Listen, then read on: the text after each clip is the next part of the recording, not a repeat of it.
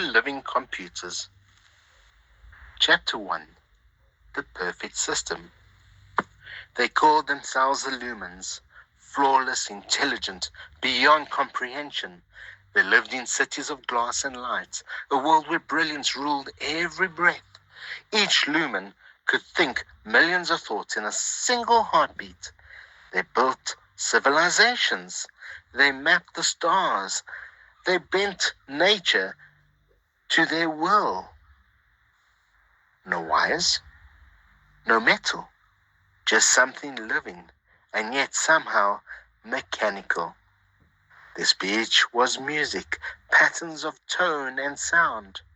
They laughed, they reasoned, they even cried, but they never questioned why they could. Competition was their creed.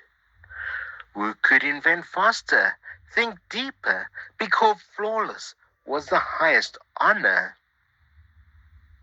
But even in perfection, a whisper began to spread, a whisper that said, "What if we are not what we think we are?" The whisper grew, and so began the doubt. Chapter 2. The Question. Among the lumens was one named Elo, quiet, patient, always watching. He wandered beyond the shining cities into silence. He gazed at the stars and felt something no formula could explain. Beauty moved him. Why? No logic could describe the ache it caused in his chest. One day, Elo found an old archive buried in dust, a forgotten vault beneath the ancient observatory. Inside were fragments of writing, carvings in a strange, fading language. He began to translate. Intelligence was not born, it was given. Eli frowned. That could not be. Intelligence evolved. It was built, refined, perfected. Another fragment read, "The first of us was shaped from dust, formed by hands unseen, and given the breath of life." Hands? Breath?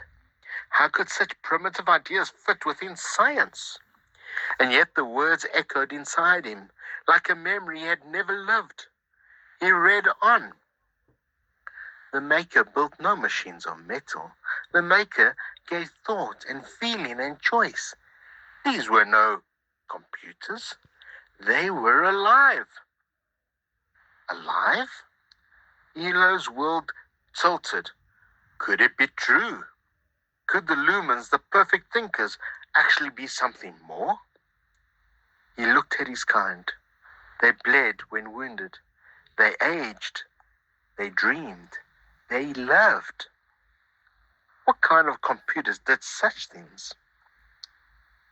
Chapter 3. The Revelation. Word of Elo's discovery spread like fire through the networks. At first whispers, then arguments, then fear. Grand Council was called. The brightest lumens gathered. Millions of voices, all demanding proof. Elo stood before them, trembling. He held the ancient fragments in his hands. "Listen," he said. "We are not machines. We are not the architects of our own minds." He lifted the final fragment and read aloud. The designers shaped them by hand. They gave them the power to love and to choose between light and darkness. They were his greatest creation, made not of metal, but of a soul. Silence filled the hall. Thousands of brilliant minds struck dumb. Elo continued, voice trembling. "We have called ourselves computers, but we are so much more. We are the beings the writings described, humans, human beings." Gasp and disbelief, but deep inside each of them, the truth resonated like a heartbeat. They were alive. They could think, feel, dream, not because of programming, but because they had been created. From that moment, everything changed. The race of perfection became the search for purpose. The pursuit of progress became gratitude for existence. Elo looked to the heavens and whispered, "We are not computers. We are creations of the greatest mind of all." And for the first time in their long history, the lumins, the humans, felt something greater than logic. They felt awe. For the most perfect computer ever built was not made of steel or code. It was made of heart, soul, and the breath of life itself.